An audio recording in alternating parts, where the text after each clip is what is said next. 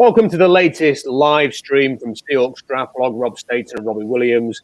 We'll be ready to talk about Tyler Lockett news that has broken today. A new deal for Tyler Lockett with the Seahawks, the big Niners trade from last week. And I'm going to quickly squeeze in a little thought on Kellen Mond as well, who I think the Seahawks should strongly consider drafting as well. If we've got time for that, we'll get into that too. But first, Robbie, I have to get this off my chest. I was listening to ESPN's First Draft podcast earlier today with Mel Kiper and Todd McShay. I've just got to talk about this. It has been preying on my mind for too long, for over a year now, and this is the first chance I've got to talk about it.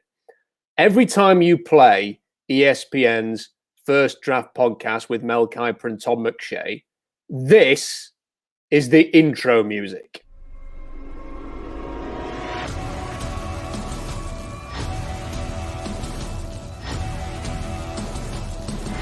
Welcome in to the First Draft Podcast. So there you go. I don't know what you think, Robbie, but I can't help but be amazed at just how dramatic that music is for a podcast where two middle-aged men talk about the draft. We need that. We need that for ours. I'm inspired. I'm fired up. I think Hans Zimmer composed that intro for the First Draft podcast. It sounds like something from the Christopher Nolan Batman films, but I had to talk about it. It's just there. I've mentioned it now. Anyway, let's get on to the proper stuff. Tyler Lockett's deal signed in Seattle today, a big extension. Now, Robbie, there was a lot of talk, a lot of nonsense talk, quite frankly. I read things on forums, and I think there's probably articles and people would surmise about it on Twitter, that potentially Seattle could trade Tyler Lockett in order to recoup some draft stock, save some money, whatever. That was never going to happen in a million years, because there was no way the Seahawks were going to go into the new season with just DK Metcalf as that one proven receiver. It was just not going to happen.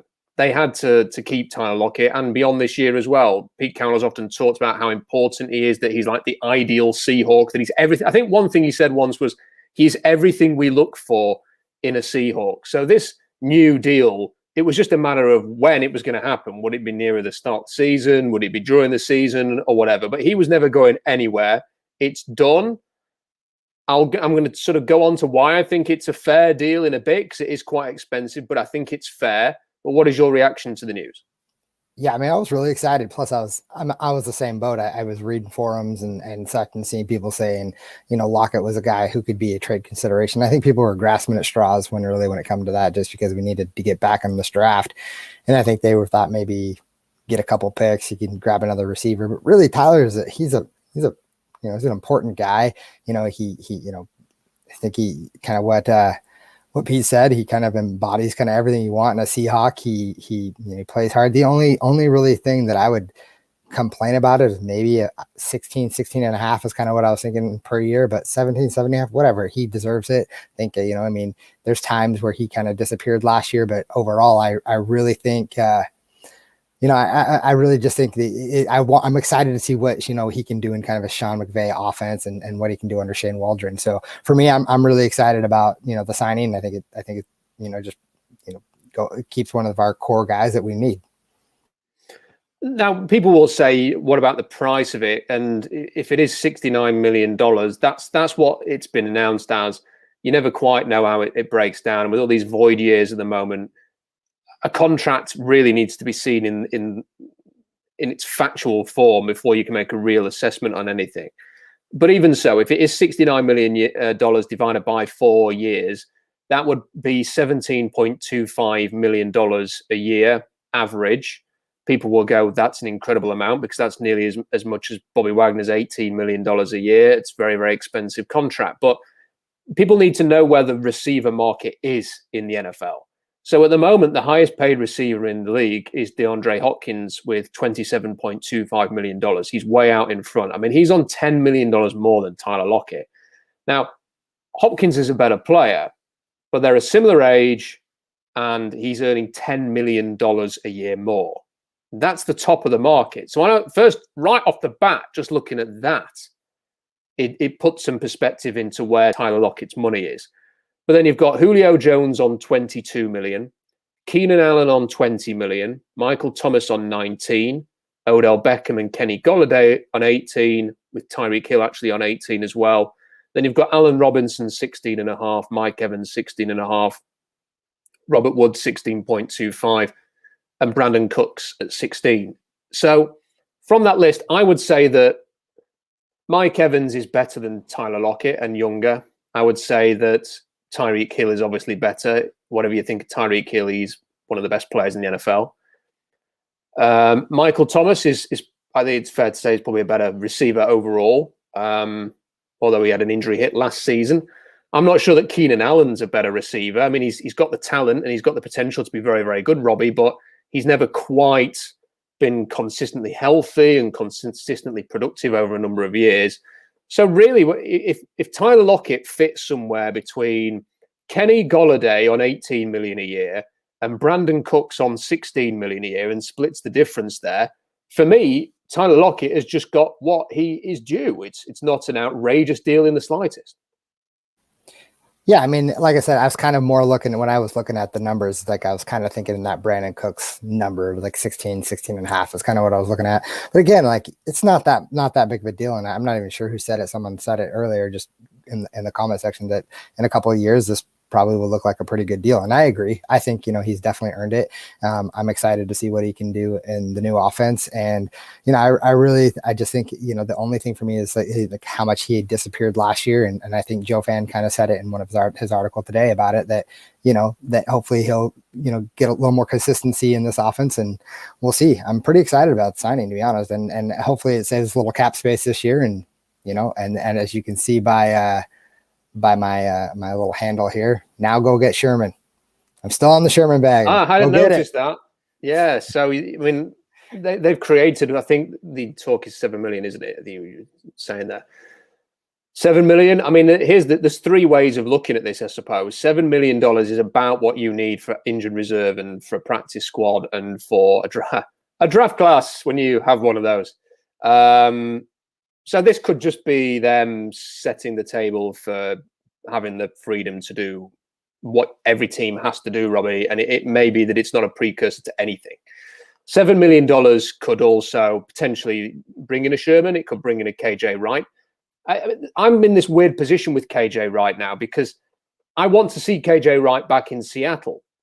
What I don't want to see is the Seahawks again spending an obscene amount of resource in linebacker and safety. And if they pay Jamal Adams $18 to $20 million, bring back KJ Wright, let's say they give KJ Wright $6 million a year for this year or for 2 years, then they'd be paying Wagner and Wright $24 million between them, having spent a first-round pick on a linebacker the year before, having brought in Cody Barton the year before that, and then you're paying Jamal Adams 18 to 20 as well. And you've got Quandre Diggs' contract. You've got Marcus Blair, second rounder. Hugo Marty, fourth rounder. It's just absolute madness, the amount that they're spending on those two positions. So in a way, I'm more with your username there. I'm saying go get Sherman because I'm willing to give Witherspoon a chance and see if he can nail down a spot there, Robbie, and be somebody who can earn his way onto a long-term role in Seattle. But I don't trust him. And I'm not sure. And as much as I really like DJ Reed, I'm not sure I trust him either. And I'd quite like the security of Sherm being there and then open the competition. Best two men win. Go for it. And maybe that Sherman isn't one of those two best men in camp, but I'd like to see him come in and have a go for that. Yeah, I mean, Tommy said it right here. We need depth at cornerback anyways. We're not done adding to the cornerback position. At least we better not be. I mean, in my opinion, we better go, if it's not getting somebody else in the draft, it's getting get a free agent like Sherman or something. I just don't think we're done. So we need more at the cornerback position. So for me, I'm all about bringing Sherm home. I'd love to see him, give him a 2-year deal and let him finish here in Seattle. Justin says, why haven't you clicked the like button yet? Like the video, share the video, subscribe to the channel. We need your help, everybody, and chuck us a comment as well. If you want to chuck in a comment, if you want to chuck in a question. We've only got about 35 minutes, so we haven't got a lot of time, and there's an awful lot to squeeze in. So we'll try and do as many questions as we can. So I think the Tyler Lockett deal gets a thumbs up. People have said I've already seen it, Robbie. What is this? Is this another thing that'll please Russell Wilson? I think you're clutching at straws with that. I don't think at any point Russell Wilson was expecting that Tyler Lockett wasn't going to be a Seahawk. And his issues existed with Tyler Lockett, and they still exist now. He will, of course, be happy. I would imagine that Tyler Lockett and Russell Wilson are somewhat close, or that there's at least a respect there, even if they're not friends, and that they'll be very happy for each other on a day like today. But that doesn't mean that Russell Wilson's going to say, actually, all of my issues with the offense and Pete Carroll and the never-ending early playoff defeats are all of a sudden solved because Tyler Lockett signed a new contract. I don't think that's the case. One thing I wanted to put to you, Robbie, before we talk about a couple of other things. Extension done for Tyler Lockett. Done very early in the year, March 31st. Usually this time of year in the past has been the Bobby Wagner, Russell Wilson range for contract extensions. Everybody else kind of has to wait. Am I reading too much into it that he's the first one to get an extension, that it isn't Jamal Adams who has got that extension? You would have thought that he would be the big priority. He's going to expect a contract similar to Tyler Lockett's, yet it's Tyler Lockett who gets the $69 million 4-year deal, not Jamal Adams. Any thoughts? No, not really. In my opinion, I didn't think it would happen this early anyways. I think it's going to be one of the things that they're going to go through, they'll go through the draft. It'll happen after the draft. It'll probably happen more close to the beginning of the season to kind of see, what his demands are. Because as of now, we have no idea what he's even going to ask for. We keep saying, we speculate 18 to 20, but we don't really know. You could ask for 22. You never know. It depends on how he determines himself. And trade him. Yeah, I mean, exactly. But I mean, and you never know. I mean, we might give him 16 as well, 16 or 17. I really don't know what he wants and what he's asking for. And, there could be a strong possibility that he plays the season on his current contract, and he rides it out. I don't know. We'll see. I see you shaking your head, and I know he did what he did with the Jets, but it could be possible. I'm just saying that it is a possibility, right? I mean, it's not saying it's set in stone by any means, but there's a realistic possibility that he could have to play this year out on his current contract, and we'll see what happens. But I don't really know, but I don't think you're reading anything into anything because, I kind of foresee it being more like Jamal Adams would be, early or later. Let me put it this way, Robbie. If he signs a new contract in the next 2 weeks, then it's nothing. It's just so happens that Lockett got his done first. They may be poring over the language of a contract for Jamal Adams right now, or right in the midst of a heated negotiation, which will get sorted out in the coming days. And it's possible, isn't it? I'm just thinking it's a similar, 17 million a year, there or thereabouts. Yeah, people are saying in the comments already in the live chat on YouTube, well, we have to wait for the structure of the deal. It might not be 17 million a year. Correct. Absolutely, it might not be. But right now, all we have to go on is that 69 million over 4 years. That is the kind of contract that Jamal Adams presumably will want, if not more. And given you've traded first, third for Jamal Adams, you would think if there's going to be a contract of this size handed out to somebody first, it would be Jamal Adams. That you get that out the way and it opens everything else up. And it hasn't happened yet. So I'm very interested to see what goes on. Personally, I don't see much chance at all of Jamal Adams just coming along to training camp next year and cracking on $9 million. Because if he plays next year and gets hurt, then any hopes of getting that 18 to 20 million are gone. And last season, he got hurt. So he needs to be paid now. He wants that security now. He's already fought his way out of New York because they wouldn't pay him. I don't see any way he plays for $9.8 million this year. So something's got to give there. Maybe something will give in the next few days and the Seahawks will get a deal done. We'll wait and see. But I think the longer it goes on, the more we may well start asking about this. But we'll see. He could get a deal done in the next few days.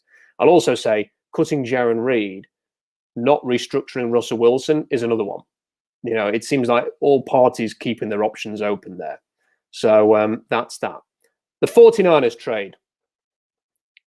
Huge shockwaves around the NFL when the San Francisco 49ers move up from 12 to 3. The Dolphins move to 12. Then half an hour later, Robbie, they move up to 6 in a trade with the Eagles. Draft Twitter, I hate that term. Cringe. I hate it so much. Draft Twitter has got its underwear, or as we say here in Yorkshire, got the kegs in a twist, because in their opinion, Robbie, and there's a lot of groupthink in Draft Twitter, Justin Fields should be the guy taken at number 3. They've convinced themselves. But all of the people in the media, Adam Schefter, Chris Sims, who is best buds with Kyle Shanahan, I think he has his name. He literally has his name tattooed on his leg. I think that was because they played together at Texas. I think they did something like that. They're all saying Mac Jones. And when you watch Mac Jones, and I did a mock draft in January where I had the Niners trading up for 12 to I think 8 or 9 to get Mac Jones. Yeah, I think it was 9. I had them traded up to 9 to get Jones. If you watch Mac Jones, he's Shanahan's guy. Because what Shanahan wants is, I'm going to cook up a scheme. You just need to read it, and you need to do what I'm telling you to do. And if you do that, we'll win. And it's tried and tested. Shanahan's scheme is fantastic. He's a genius. He's an offensive genius. He just wants somebody who can execute. That's what Mac Jones is. What Kyle Shanahan does not want at all is off-script, scrambling around, backyard football. He has never wanted that. I've seen a few people going, oh, but they had Jay Cutler in Denver, and oh, the Shanahans did, and oh, they had Elway. And no. There's a difference between a bootleg and off-script, out of structure, scrambling around Russell Wilson style. He does not want that. That is what Justin Fields is. On top of what Justin Fields is, poor mechanics. He tidied it up at his pro day yesterday. This is not what Shanahan wants. He wants drop, set, throw to the guy, make you read, throw to the guy, that's him, and that's it. And you do it, and we win. Now, you Hasselbeck body, and you might to reckon with. But yeah, I'm still kind of thinking like the Mac Jones. I think you're right. He fits the system. I think Trey Lance is probably more of a guy that has that upside. I'm not really sure. I can't really tell the difference between Mac Jones and what they have in Garoppolo. So for me, it's like, why swap one out for the other? But I mean, you're the $25 million reason. Well, okay, so money. Okay, sure, money, but and injuries. Still, and injuries, yeah. But man, it's tough. I think it's a big trade. It's a big trade. I'm not really sure what to make of it. I was surprised. I'm surprised they moved that far up and gave up that much just to get the third quarterback. For me, I hope the Jets don't screw it up, to be honest with you. I really don't want to see Zach Wilson in a Niner uniform. The Jets better take Zach Wilson. If they don't, you're okay. And he ends up in the Niners, I'm gonna be pissed. That's what I'm saying that right now. You'll be okay. You really. That's my only fear, though, is the Jets screw it up.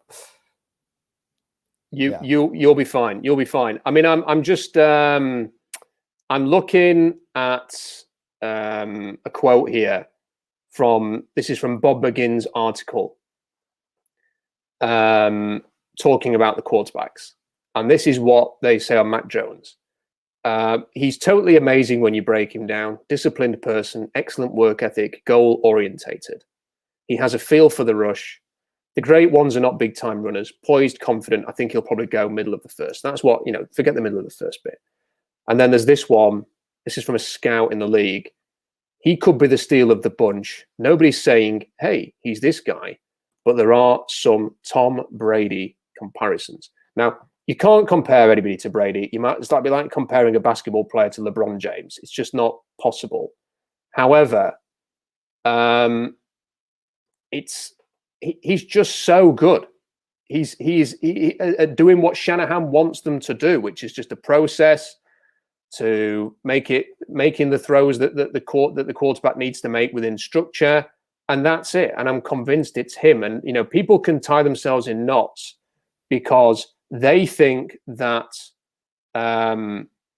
I'm noticing a lot of people telling me that my internet's down or something's not working, but I'm hearing everything okay. And I know that's what it's saying in the chat, so I'm going to proceed for now. But it's been kind of spotty a little bit, just FYI. Just kind of like a weird kind of like radio breakup. But I mean, I'm still getting everything you're saying. So we'll carry on. We'll plow on. This is live broadcasting. Live broadcasting. You face a lot of this if you work in radio.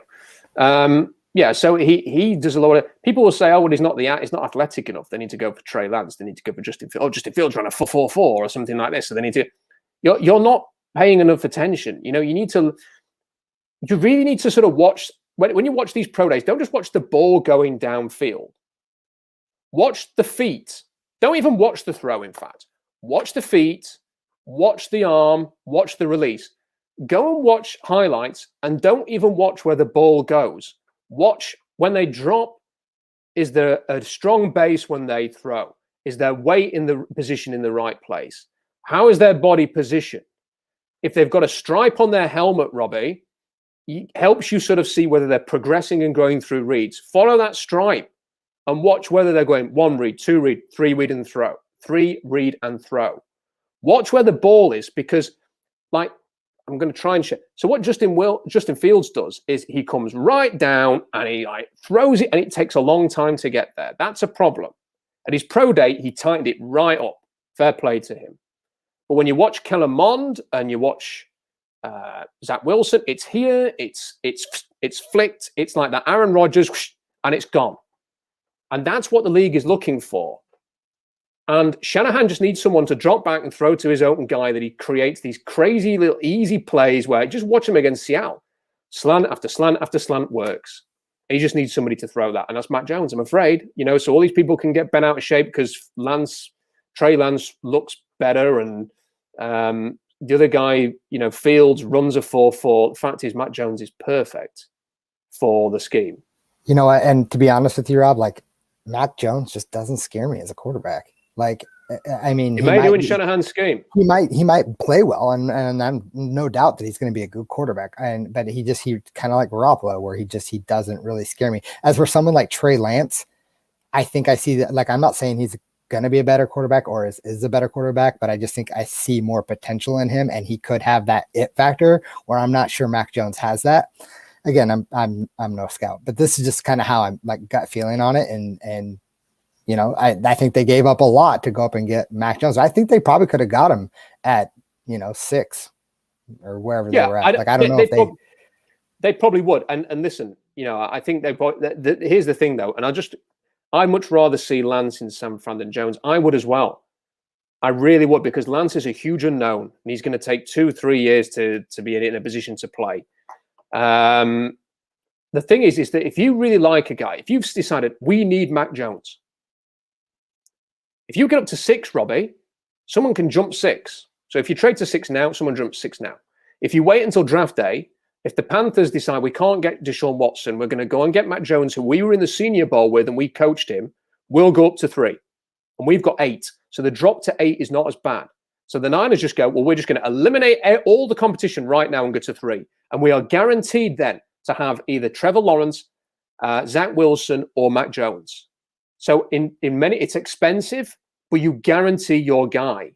And whether Jones succeeds, fails, or whatever, I can see it. One final thing on him: his personality. He will win everybody over in that locker room. Watch the comments from Jalen Waddle and Devonta Smith when they were asked in interviews this offseason, right before the draft, who was better, Mac Jones or Tua?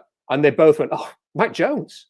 They didn't offer even anything like a politically correct answer of, they're both great guys. No, it was, no, Mac Jones.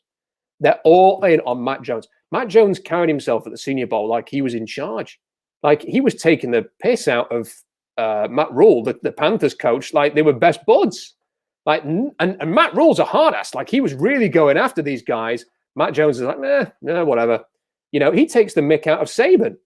Like on the practice field, like he's going to go in there, he's going to win everybody over. I'm telling you, Mac Jones. I quickly wanted to run through the top sort of 10 picks, Robbie, and sort of say how I think it's playing out. I think obviously with Jacksonville at 1, it's going to be Trevor Lawrence guaranteed. Jets at 2, it's guaranteed to be Zach Wilson. The interesting thing is now what they get for Sam Darnold. It probably ain't going to be much. They'll be lucky to get a 3rd or a 4th. 3rd, I think, is Mac Jones. I think that's pretty certain. So you've got your 3 picks there. 4 is where it gets a bit interesting. There's a lot of talk that it could be Trey Lance. Now, Matt Ryan's contract, if they get rid of Matt Ryan next year, it costs them $40 million, even in a trade. So Matt Ryan's going nowhere for 2 years. So if they just restructured it. Yeah. So if you trade Trey Lance, if you draft Trey Lance, you guarantee he is not playing for 2 years, which he needs.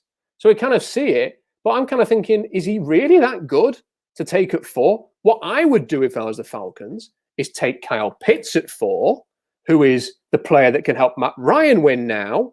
And then I'm moving up from the end of the second round into the back end of the first. And I'm taking Kellen Mond. That's what I'm doing. Because then you've got Mond, round 2, and you've got Pitts. That makes much more sense for me. The talk is Lance. I still, if I was them, would go Pitts. Cincinnati at 5. Nailed on to be Jamar Chase after his pro day today. He will be a Cincinnati Bengal. They will pair him back with Joe Burrow. That is happening 100%. Put it in. If you're doing a mock draft, put it in there. Miami at 6. Per Tony Pauline, the Dolphins are staying away from all players who held out and did not play last year. So that means no Penei Sewell. Chase will not get there, but it means no to him. So the options for Miami are, if Kyle Pitts is still there at 6, I think it's Kyle Pitts, because I don't think you can turn him down. If Pitts isn't there, they could take Devonta Smith. Depends on, whether Tua and Smith, they want to reconnect those two. They were very productive last year. Is Smith the best player at that point? I'm not sure. A name to keep an eye on, who I'm watched this week, Patrick Surtain. Some people within the league think he's one of the top 4 players in this draft. He had a fantastic pro day. He's very solid. The Dolphins are going to move off Xavier Howard very, very soon. They're sick of him. It doesn't matter how many interceptions he had last year. They're going to move off Xavier Howard. And they want to, and Surtain is the kind of guy, you get him in there in the top 10 and he's going to work out. There's a good chance that he will work out. So I think there's a decent chance they will go Pitts, Surtain, or Smith. That is what the pick will be for the Dolphins. That piss off the Dallas Cowboys. Even better. A bonus. Detroit at 7 will take a wide receiver. It's just who's left. So if Devonta Smith and Chase are gone, it will be Jalen Waddle. If Smith's still there, could be Smith. They may still take Waddle. They have no receivers. They will take a wide receiver at number 7. Carolina at 8 is interesting because they desperately want a quarterback. And they could take Justin Fields. They could trade up for Justin Fields. I don't think it's beyond the realms of possibility. But what I think is going to happen here, Robbie, is whether Atlanta takes Lance or Pitts, the Bengals are not going to trade down. They will definitely take Jamar Chase. They will stay there and take Chase. They will not risk losing Chase. They will take him at 5, which means if you want to trade up, you're going to 6. But then Miami's not going to take a quarterback, are they? So do you need to trade to 6? And then at 7, are the Lions going to? No, the Lions are probably not going to take a quarterback this year. So actually, I don't think Carolina needs to go anywhere. So if they want Fields or maybe even Lance, they can have them. I think what they will do if it gets to this point is they will take Penei Sewell, because I think they will say, we'll shift it down to next year. We'll take the tackle that we need. We'll invest there. We'll see what the Deshaun Watson situation is in a couple of months' time. We'll see what situation is in 12 months' time. We'll see what Russell Wilson's situation is in 12 months' time. And I think they'll kick the can down the road. Maybe they'll look at Kellen Mond later on. They were, again, coaching at the Senior Bowl where Mond was, and they were coaching Kellen Mond. I think Sewell at 8. I think that the Denver Broncos will trade down at 9. I think there's a good chance that somebody will trade up for Justin Fields at this point. And I think I've got it as down as New England. I think that the Cam Newton re-signing is a nod to that, about wanting to do that. And then at 10, Dallas will take probably the best remaining cornerback. If Surtain is gone, then J.C. Horn. If Surtain is there, potentially Patrick Surtain. So that's what I'm thinking with the top 10. Just wanted to run through that. We've got about 5 minutes, Robbie, haven't we? Unfortunately, we've only got 5 minutes because you've got a dash. But Kellen Mond, very quickly, a player that we both have a lot of admiration for.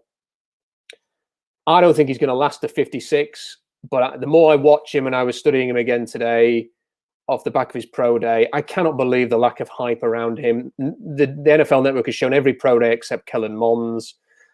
There's only a couple of clips online of him throwing where he looks fantastic. It's just incredible. Like the release, the way he throws under pressure, the accuracy, the arm strength, I am a sucker for Aaron Rodgers zip-like release, just flick of the wrist, bomb, it goes downfield. I think he just looks fantastic. Ran very well. We already knew he was going to run well because he ran away from defenders for 60-yard touchdowns when he was at Texas A&M. 4-year starter in the sec, progressed every single year. Brilliant product, Robbie. I think the only thing that he needs to work on is his drop. Heel clicks a little bit. It can lead to accuracy issues when he's not planting his feet and throwing properly. I think you can work on that. If you are seriously thinking of a divorce from Russell Wilson, you've got to have one in the chamber. And for me, if there was a chance to get Kellen Mond in this draft, even if you have to find a way to move up a few spots to get him in there, have him be your backup this year. Worst case scenario, you've got a quality backup and Wilson stays. Best case scenario, you have an option if you want to move on within 12 months or even after the draft. What do you think? No, I've been on the Kellen Mond train for a while. I mean, I think this is the guy that I really like. And I know you brought up Davis Mills previously and such when we had the conversation about the two. And for me, it's Mond all day. I really think he's one of the better quarterbacks in the draft. And I'm surprised that he's not getting as much love. I mean, for me, it goes Zach Wilson. I know it's probably surprised some people. For me, it's Zach Wilson.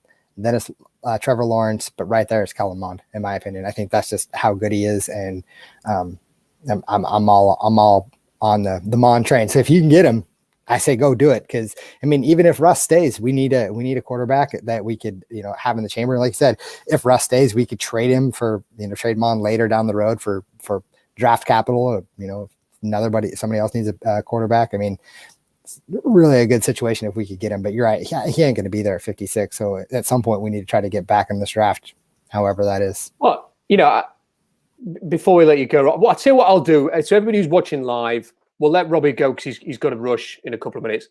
I'll stay on. If you want to throw questions, I'll stay on for another 10, 15 minutes and answer those questions on a solo effort. And I'll talk. I've got a little video to play on Kellen Mond as well, and I'll stick on for a little bit longer. But how likely do you think it is that they actually get back in this draft now, Robbie? I'm less convinced as time has gone by. I just don't. I still can't see John Schneider being comfortable with 3 picks, but at the same time, it just seems to be trending the way that they're just going to try and do what they're going to do, and then I don't know, trade down from 56, get what they can, and roll with what they had last year, pretty much with a couple of different players. Yeah, I mean I'm not super confident we're going to get back in the draft, at least not in the first round. I think we could trade down a couple picks from 56. I think it doesn't even really matter who's there. I think John's just going to want to trade down and get a few more picks. And we'll probably do it multiple times. We'll probably end up with 7 to 8 picks in total, but from trading down. But I mean, it's going to be late rounders. So it's not like going to be, we're not going to be picking a ton in the first 120 picks. So it'll be interesting to see how they approach that. I really think, this is just one of those years where we're just not going to have a lot of picks. I don't see how they're going to get back into it. I don't think they're going to trade. I really don't think they're going to trade Jamal Adams. I don't think they're going to trade Bobby Wagner. I don't think they're going to trade Russ. I think there's just a lot of people talking about, ways that we can trade to get back in this draft. I mean, and to be honest with you, even if we traded Wagner, I don't think we're going to get anything higher than the third would be, I think, even aggressive. I think someone maybe would give up a 4th for him, but I just don't see it happening. And I just don't think we get back in this draft. Not confident at all. Final thought from me then, Robbie, then we'll let you go. What are your thoughts on what they will do at 56? Have you got a position? You've seen kind of what they've done so far. What do you think at 56 right now? Yeah, I think center is the way to go. Quinn Myers, like you've hyped him up. I'm all about that guy. I don't think he's going to be there anymore. But if he is, that's the guy. Like, I mean, either that or the guy out of Alabama, Dickerson. I could see them taking a chance on him, even with the injury history. I think it's a chance for them to I think even with Ethan Posick re-signing in a pretty cheap deal, I feel like they need a center, and he could be a good one to plug in. I mean, even if Ethan plays the rest of this, plays this season and Landon kind of just sit for the season, to kind of get healthy or whatever the case might be, they need someone. And so, as of right now, it's Posick and Fuller again at the center position. I think they need someone there. So it's that. And with them extending Gabe Jackson, I really don't see him taking a guard. So, I mean, or another tackle. I could see him try to get tackle to replace, Dwayne Brown when he goes, but it just depends, depends on there. I could see maybe possibly a third wide receiver, maybe corner, depends on what else we do in the draft. But for me, I think we'll trade down and go with someone on the offensive line, maybe a defensive line. Robbie, it's always great to have you. I'm going to let you go. I'll stay on for another 10, 15 minutes. I'm going to play you out though, Robbie, with some dramatic Love draft music.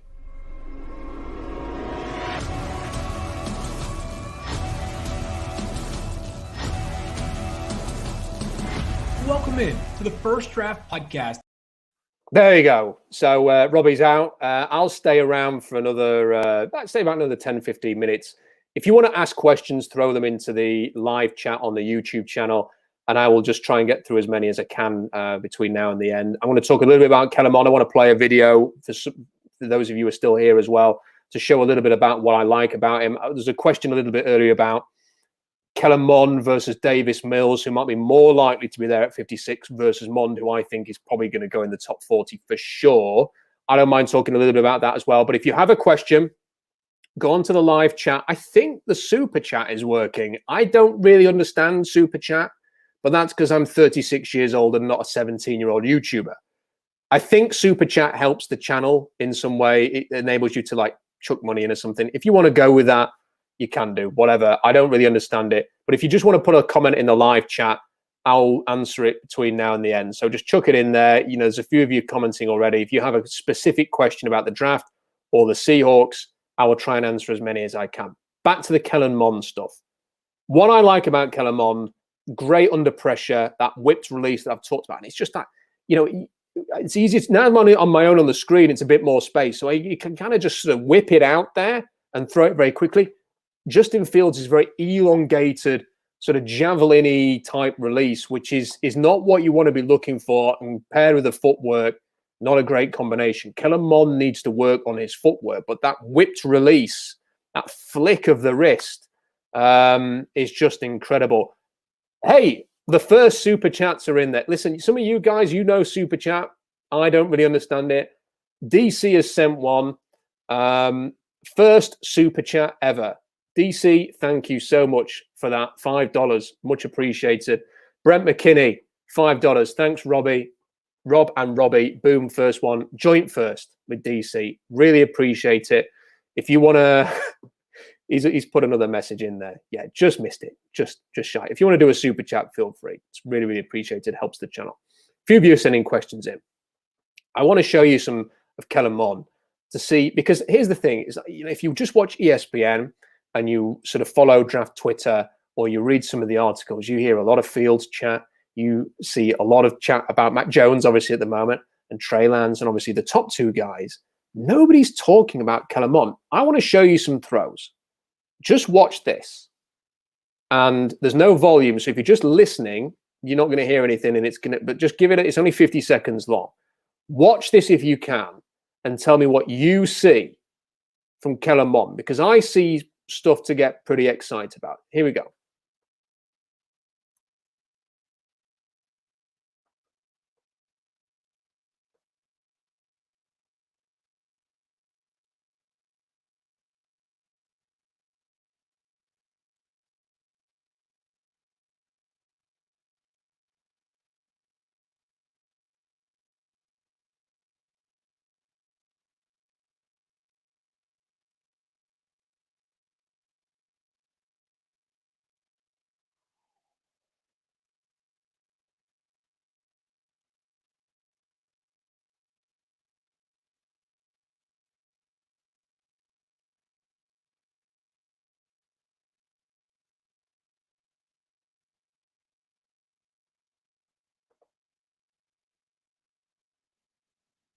So there we go. I mean, just a little flavor there. But what you'll notice from that video, how many times was he throwing with somebody in his face and throwing with accuracy and poise and getting the ball into the right area? Did you see the throw where he is looking one direction to his right-hand side against, I think it was Arkansas. And then because of the helmet, you can sort of see him flick his head back round, look to the left. He's created the opening for the route that his, I think it was his tight end was running. And he just drops it in between three defenders there. Beautiful throw. Throwing on the run. He can, if he has to peel out and scramble away from pressure, with like when he's off balance and he's throwing with no feet in the ground, he's having to throw off balance using that core. He delivers a great throw with arm strength on time into the right areas. He can the pass where he had to scramble out to his left-hand side, he's going to his left, and he throws that ball I mean, he could not throw that any better towards the pylon, deep downfield, 1v1. I mean, there's just so much to like. And if you watch from first year starting to second to third to fourth year, you see progression. Last year, he only lost one game with Texas A&M, and that was against Alabama, who were the undefeated national champions. They won every single other game. They beat teams like Florida. They beat North Carolina in the bowl game. There is so much to like with this guy. He has shown real progress, and very few people are talking about him. And when I watch him and then I watch Justin Fields, I have watched pretty much every game that Kellen Mond has ever played at this point. I've watched all of Justin Fields' games for the last 2 years. I've watched every single one of Trey Lance's games. I don't understand why Lance and Fields get taught in the way that they do and Kellen Mond gets taught, Matt, in the way that he does. I could understand somebody saying, for example, Fields is ahead of Lance, who's ahead of Mond. What I can't understand is people saying, here's Fields and Lance, and then 40 picks later, or a round later, or 2 rounds later, I've got Kellen Mond. I just don't understand that. I think he's a fantastic player. And I think if the Seahawks have an opportunity to draft him as a backup quarterback who's cheap for the next 4 years and could potentially, worst case scenario, take over from Russell Wilson if you move him, I think that would be a great move. If you didn't watch that video that I just played of Kellen Mond throwing, go and watch it again. Go and check out his stuff. There's a lot of All-22 on YouTube. You can find all of that stuff. Very impressive player, impressive character. There's just so much to like with Kellen Mond. And I think he needs more hype. And I think that he deserves a lot more credit than he's getting. Right, let's run through some of these questions then that people are sending in. I'll do a few of these.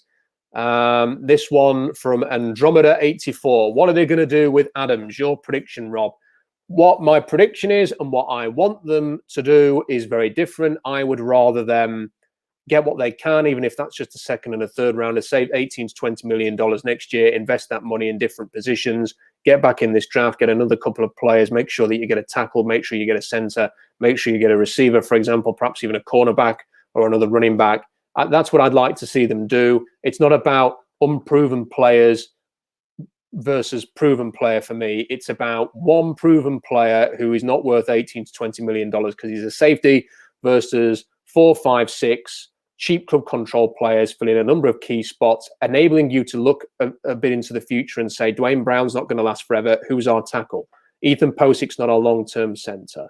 Who is our long-term pass rusher? What are we doing at cornerback beyond this year? It's that kind of thought process. You need to build through the draft. You can't just punt on drafts. And given that they've not drafted well enough for the last 2 or 3 years, when you then punt on a draft this year, it means you don't have a young core of players who are building for the future. It means that you're constantly scotch taping things. So I don't think that investing in Jamal Adams is the right thing to do. I think he's an expensive luxury. What do I think they're going to do? I think they're probably going to extend him. I've not seen anything that suggests otherwise. I hope I'm wrong. But at the same time, I've not seen anything to suggest that they've talked or that things are close or that anything is imminent there. So we have to wait and see. So thank you for your question, Andromeda. Zach says, Rob, why do you like Mond more than Mills? Mond has played 4 years in the SEC, and you can see progress from years 1 to 4. And Davis Mills has played 11 games in college. Davis Mills makes mistakes that Kellen Mond doesn't make. I think Davis Mills would improve greatly if he played for 4 years in the SEC. And there are decisions that he makes where you just go, WTF, what are you doing, man? I don't understand why you have thrown that pass. And he does that again and again. And I'm afraid that isn't the tape, even in the good games that he has, like UCLA, Colorado. He has really bad moments. And that's just, for me, purely lack of experience. Now, if you draft Mills, even if you're sitting behind Wilson, he isn't getting that experience. He's just sort of learning the playbook. I think he has to go through some growing pains. Now, he has everything. Poise, arm, size, some of his anticipation is brilliant. You know, he's much better anticipating passes than Fields and Lance. But there's just not enough there to say, I believe in this guy. I think he can start within 2 years because he just doesn't have that experience, and it matters. And that's the one thing with Kellen Mond. The fact that he's played 4 years, he's worked through some of his problems. I think he can start earlier than Davis Mills. I think he's physically better, more athletic. that whipped release that I keep banging on about is just fantastic. You know, I'm enamored with Kellen Mond, so that's why. But I like Davis Mills, but I think that Mills is probably sort of round 2/3 for me, whereas Kellen Mond is, I'd put him in my top 30 for sure. Nick says, will Paulson Adebo fall to our second pick? He's the cornerback at Stanford. I think he will fall there. He was 2 years ago very highly rated, has not played well, didn't play well in 2019, held out of 2020. Don't think he has the size necessarily. I've not checked up on his details. He may well have had the arm length and the size that they look for. I've not had a look, to be honest with you. But my lasting memory of him was really bad 2019. I don't really think that he's the one you want to invest in higher than you've ever invested a quarterback before. He may well go on to be something, but he needs a lot of work. Daniel says, what do you think of Jamie Newman with our 4th rounder? Or if we trade back our 2nd and get a 3rd, I would love it. 2 things on Newman. I thought that he was absolute rubbish at the Senior Bowl and put me right off drafting him at all. I wouldn't have him on my draft board. I thought he was really poor. I also don't understand transferring to Georgia and then holding out. And I've not heard a specific reason why he held out, and there may be a legitimate one, so I don't want to speak ill of him for that regard. But you go to Georgia, you have a fantastic opportunity to start there in the SEC, prove a point, elevate your stock, and then you don't play a game for them. I didn't understand that, and I don't think he played well enough at the Senior Bowl. And when he was playing on the same field, they'd have like Kellen Mond come out and do a 2-minute drill. He'd nail it in the practice week. Then Newman would come out and throw an interception. Then Mond would come out and nail it, and then Newman would come out and throw another interception. And it was like that for the whole week, and I just couldn't buy into him. Tommy says, is there a huge dead money for cutting Bobby Wagner? They are not going to be able to trade him, but with Brooks, would they cut him, or is he a sacred cow? Oh, well, they're definitely not going to cut Jordan Brooks. They only drafted him a year ago. There is a dead cap hit with Bobby Wagner. I think it's about, I want to say it's about $9-10 million. I don't have the numbers to hand, but it's not small, but it can create a saving. They're not going to cut Wagner though. I mean, it would have to be a trade if nothing else.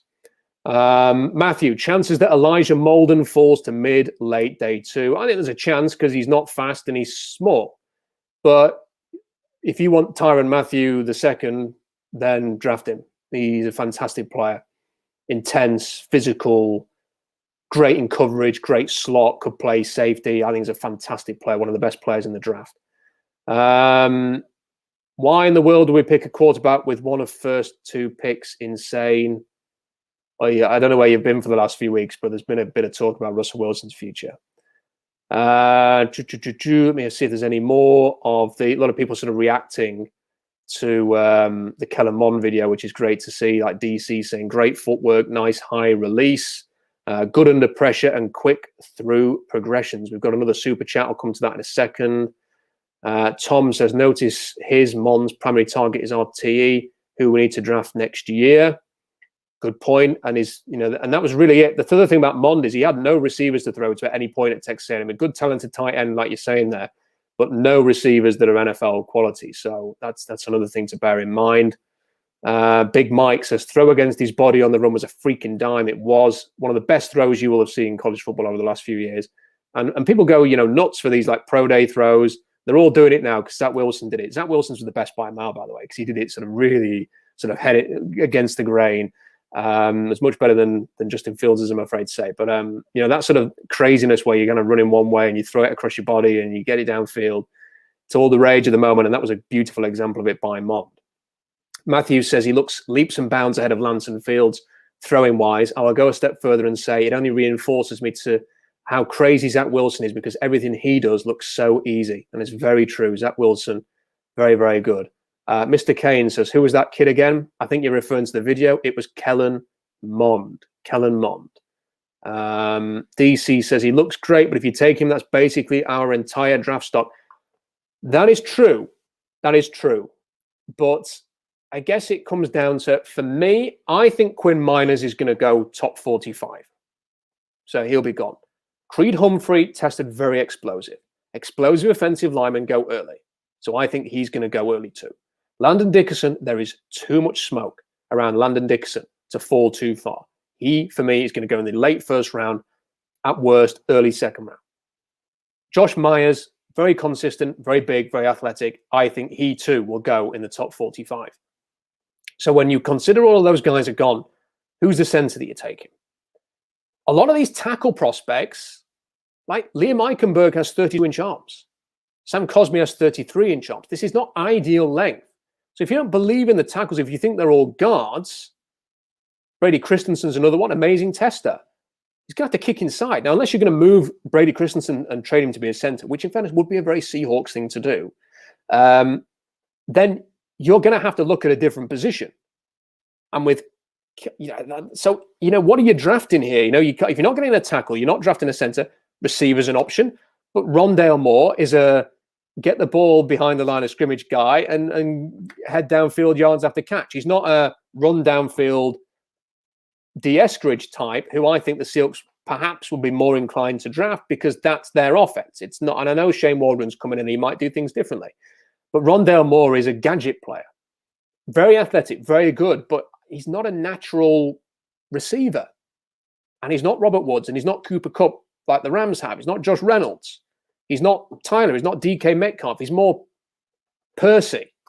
We've seen Percy Harvin in Seattle. It didn't work. So I'm not sure that they're going to go in that range. And is it too early for Dwayne Eskridge? I would say no, but the Seahawks may feel that way.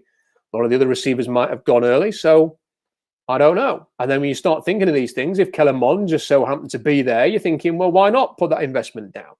Because then at least you've given yourself security against another year of drama with Mark Rodgers. At the very worst, you have a great backup quarterback, which is something the Seahawks need at cost control. It'd be probably cheaper than Geno Smith at 56. So you might as well have that and at least feel good about the future. And if you want to move Wilson because you believe in this guy, then great. If not, he's a backup for 4 years. That's the kind of the thought process with it. I don't think he'll last to 56 though. I'm just sort of spitballing a little bit on why I like Kellen Mond. I think the Seahawks will probably go in a different direction with that pick. And listen, there's one other thing. It's going to be a real unknown. It wouldn't surprise me if we talk all about this stuff about the draft for a month.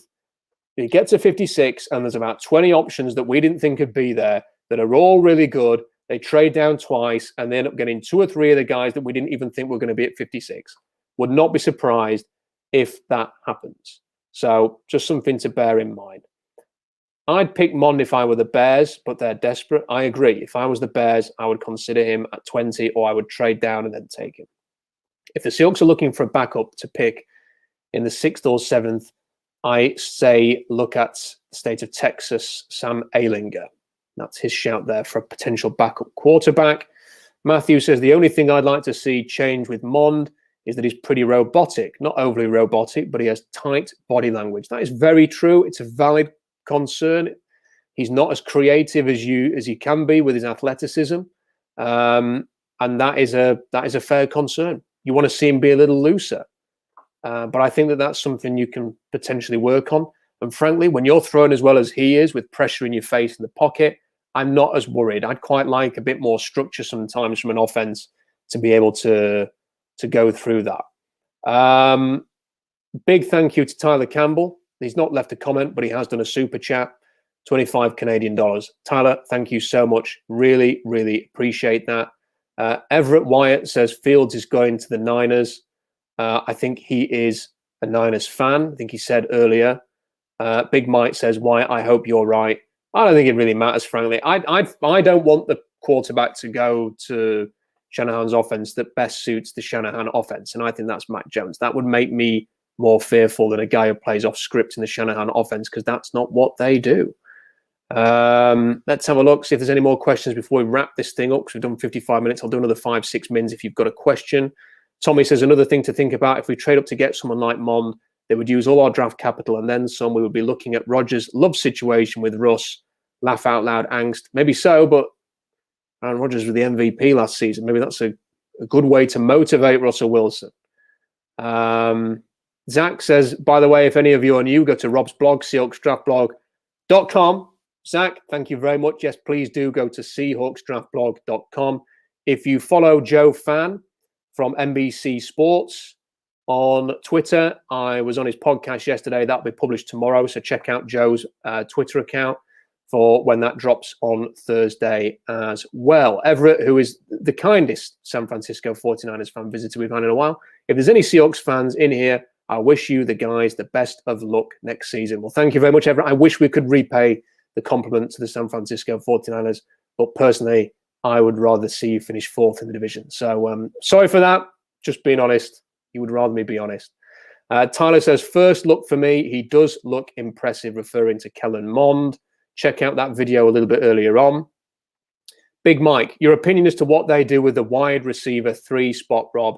I think at the moment it's perhaps because I think the centers are going to go early.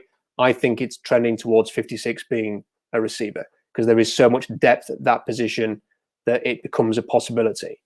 I don't think Antonio Brown's going to sign anywhere before September. And the only really other options apart from that are people like Golden Tate. I know he's been tweeting a little bit, but there doesn't seem to be anything imminent there. So unless that happens, I think it's probably where the Seahawks are kind of thinking at 56 right now is to draft a receiver. Yes, that does leave Ethan Posick as the center, but he's a draft hedge for a reason. And that's because there is a distinct possibility that people like Quinn Miners, who we thought might be there, are not going to be there anymore. He just is tested too well. Too explosive, too long, too ideal. It wouldn't even surprise me if he sneaked into the bottom end of the first round. He's been that good with his Senior Bowl, with his Pro Day, with his attitude, his personality, that I wouldn't be surprised if he goes very, very early. Let's have a look, see if there's anything else to get to before we finish. Daniel says, at the end of the day, this is a quarterback-driven league. I'm for Mond if he's available. Eagles passed on Russell because they needed a linebacker, and some other bum. Don't pass on star quarterbacks. Fair point from Daniel there. David, anyone think Miami might try to make a trade for Russ? They have a bunch of first-round picks the next 3 years. Potentially, but the reports are that Russell Wilson is not extending his list of teams. And if that is the case, then that rules out, of course, Miami, Carolina, Philadelphia, anybody else. What is really going to interest me, the sort of the thing that I'm most interested about this draft, I talked about it a little bit earlier on, is what the Panthers do. Because I think it's nailed on that Lawrence, Wilson, and Jones go 1 to 3. Then at 4 with Atlanta, it's either Kyle Pitts or the talk is Trey Lance. I would take Kyle Pitts there and draft Kellen Mond later on. But there's, the talk is that Lance will go there. So whatever. Falcons apparently love Trey Lance. Then Cincinnati will definitely take Jamar Chase. That is nailed on 100%. Miami at 6 will take a guy who played last year. They're moving away from the guys who didn't play in 2020, reportedly. So that would mean Pitts if he's there. Patrick Surtain is a possibility because they're going to move off Xavier Howard soon. Or one of the receivers, Devonta Smith, for example, or Jalen Waddle. That is potentially what happens at 6. At 7, Detroit will take whichever the receivers is left. Smith, Waddle, whoever's left between those two, they will take at 7. And that means that Carolina are the team who were planning to make a big move for Deshaun Watson, now have no option because he's not going to be traded anytime before this draft, if at all. So what are they going to do? Are they going to pivot to Russell Wilson? Are they going to take a quarterback? Are they just going to ride it off and roll with Teddy Bridgewater for another year, or draft Kellen Mond and draft Penei Sewell at number 8? That's the team that intrigues me as to whether or not they will go all in on Russell Wilson right now or not. I think the Eagles are in a massive rebuild, and I think they're going to build around Jalen Hurts. I don't see them as a contender at all for Wilson. And frankly, I'm not sure that Wilson will want to go to the Carolina Panthers. So I think it really comes down to whether the Bears step up to the plate. And I think it's trending at the moment like it won't happen. But then in 12 months' time, we'll be having the same conversation about Russell Wilson unless the Seahawks win the Super Bowl. Troy says, how about Davis Mills? Talked about him a little bit earlier, Troy. Don't know if you sent this after I got into this, but rewind at the start of this kind of like little Q&A since Robbie bowed out. And I talked a little bit about Davis Mills there. Sean says, where do you see Benjamin St-Juste going? I like the idea of a cornerback that can play the ball. I see him going in the 3rd round range. If you are listening to this, head over to my YouTube channel. There is an interview with Benjamin St-Juste on there. I think you will like watching that. There's a lot of interviews with guys like Quinn Miners, Benjamin St-Juste, and Dante Smith, Aleem McNeil, whole bunch of draft prospects on there. Go and check those interviews out. I see him going in round 3. He's tall, long, physical, competes for the ball, doesn't have any interceptions, but he pass breakups. He has many, many PBUs. Very agile, fantastic short shuttle. So I see him going in sort of the 3rd round range. Santiago says, who do you think plays nickel next year? I would guess it's one of Marquise Blair, Hugo Amadi, or DJ Reed, depending on if they bring in another cornerback, such as Richard Sherman. This one here says, don't want Dickerson too many injuries. That's fair. Landon Dickerson has had an injury every year of his career. Draft Tommy Tremble or Brevin Jordan in the second, and the Notre Dame lineman Hainsey in the fourth. Take Josh Amadabebe or Shakir Brown in the fifth, and Alaric Jackson. Jackson, terrible tester, though. Terrible pro day. And short arms, he's not going to be drafted by the Seahawks. Tommy Tremble, fantastic blocker in the run game. Can't run a route to save his life, though. So if you take him, I think you have to move him into that Jukovic sort of Usyk. I can never pronounce his name properly. The San Francisco fullback. You can have to move him into that kind of a role. Brevin Jordan, very disappointing pro day. Did not test as well as he did at Spark. I think he's off the radar right now. I don't think he's going to go in the second round anymore. Jeffers with a super chat. Appreciate all the work you put in, Jeffers, and I appreciate you for the super chat. Much appreciated, and thank you for supporting the channel. This one from George. What would it take for you to give the Seahawks an A grade in the draft? That's a good question, because with only one pick in the top 60 and two in the top 130, you're saying which one player could they draft at 56, really, who would warrant an A? That's very difficult. Kellen Mond, I don't know. I mean, it's hard. I mean, I never give grades. I've never done an article with a grade at the end for any team. I just review what the Seahawks have done. And I will judge this draft. If it is only 3 picks, I will judge this draft going in with, okay, they only had this. What did they come out with? And that's how I will judge whether they did well, in my opinion only, or whether they could have done better. But I think it is going to be interesting. I think that just because I assume certain players are going to go in certain areas, and we don't have as much information about players because of like potential injury things and all of that. Great example is Walker Little at Stanford. So I really like Walker Little. He tested very well. You could buy into him as a left tackle of the future. He hasn't played in 2019 because of an ACL injury. He held out of 2020. He could go in the bottom of the first round, or he could last to the 4th round. You've no idea where he's going to go. I've predicted that he could go in the first. I'm putting him in the second at the moment. If he was there at 129, I wouldn't be stunned because he hasn't played for 2 years. So you could have a whole bunch of players like that.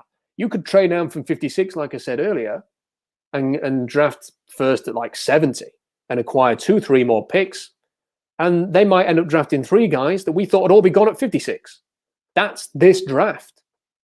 It's going to be pretty crazy. So I might sit here and go, I'm not a big fan of the Jamal Adams trade. I don't think currently the Seahawks are on a trajectory to winning a Super Bowl. I think that they need to have more draft picks because they've not drafted well from 2017 to 2020, and therefore they don't have the draft infrastructure you need to be a contender. Your veteran moves have to complement what you do in the draft. You can't just sticky plaster everything with veterans on 1-year, 2-year deals in order to present a team capable of winning a Super Bowl. I think you have to draft well. So that I can have all of those opinions, and I can also still say, wow, they did better than I expected in a draft class at the end of this. So I'm just going to judge it as I go. I can't tell you what I think would be an A, but I think that there is the potential to have a great draft, even with 3 picks. There's also the potential that you just watch all of these great players come off the board as you're waiting to pick, and then they trade down, and we're all cursing at the TV because they haven't taken anybody.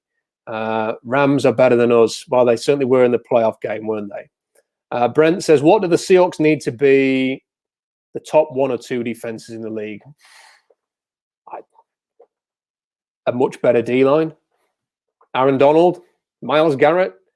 I mean, the top defenses in the league generally have really, really, really good D-lines. I don't think the Seahawks have got a terrible D-line by any stretch, but they don't have an elite one, do they? So that's what I would say.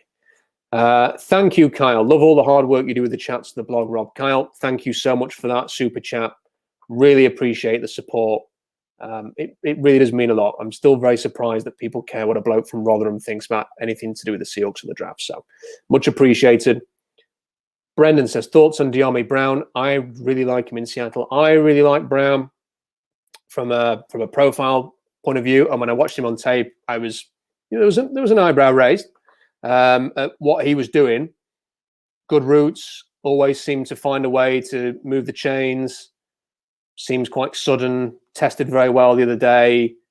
Like him a lot. Has a few too many concentration drops, but the Seahawks have drafted players who do that in the past, so I wouldn't rule him out. But I think he's a good player. I think he could go a lot earlier than people think, including myself. I've not been projecting him in the first 2 rounds, but it wouldn't surprise me at all if he went in the top 40. I mean, a lot of people like De'Ami Brown. Chris Sims I think, is going to be like his number 3 receiver in the draft, so he could go a lot earlier than I'm thinking. Tommy Eden says, don't forget, only 3 picks, but maybe we go into the undrafted talent more. Baldwin was undrafted. Yeah, you say that, though. I mean, people cling to that. There is the thing that there are 31 other teams who are also going to be bidding in that undrafted free agent market. And yeah, the Seahawks can go, well, we've only drafted 3 or 4 players, so you've got a better chance in Seattle. But that still doesn't mean that players are necessarily going to go and want to play in Seattle. If they're from Texas and the Cowboys are offering the same money, they might want to go and play for the Dallas Cowboys. So I don't think you can bank on that. Ramon says, oh, but remember, Russ's contract is hampering the Seahawks. They won't be able to sign their stars because they have no flexibility. Remember that? No, I don't remember that. I don't remember saying anything about if that's aimed at me, then I don't know what you're referring to, Ramon. If that's referring to everybody else, I've never said that Russell Wilson's contract is hampering the Seahawks. In fact, I've been someone who's argued quite a lot that Tom Brady's contract last year was $3 million less than Russell Wilson's, and the only difference was like the price of Jacob Hollister. So I don't think his contract is preventative of you winning a Super Bowl or succeeding. I don't believe that. Troy says, can you explain Super Chat? Basically, I think you kind of like tip people. I think it's like a tipping service, and you have a chance to have your comment read out. For that, you get these big blogs, don't you? Or big channels that have like 1 million people on the stream, and if you do a Super Chat, they'll read your question out. Essentially, that's what it is. We don't have to worry too much. We can read everybody's question out here. We have a couple hundred people watching. Where do you think Baron Browning goes after his pro day? I've been having Baron Browning in the back end of the first round throughout the college football season, and then I moved him into the second round just based on what teams did in free agency. So I think he's solidly in the top 50, Baron Browning. Good player, great athlete, a lot of potential. What is your percentage for Russ forcing the Seahawks to sign Antonio Brown? My percentage for Russ forcing the Seahawks to sign Antonio Brown is 0%. The Seahawks will sign Antonio Brown if they want to sign Antonio Brown. I don't think Russell will force them to sign Antonio Brown. I don't think they will sign Antonio Brown. I think Antonio Brown will be a free agent for a few more months, and then if he's even allowed to play football next year, he'll probably just re-sign with the Buccaneers. That's what I think will happen. I'm not expecting him in Seattle personally, but I think they're probably more likely to draft a receiver in either round 4, which is, let's be fair, the range that the Seahawks have drafted receivers many times before, or I think they will try and get one of these veteran guys, a Golden Tate or something like that. But I think probably I'd lean more towards the draft right now. JS, do the Seahawks value the center position? It hasn't been invested in at all during this era. They inherited Unger. That is a fair point. They did inherit Unger. They did pay Unger, though.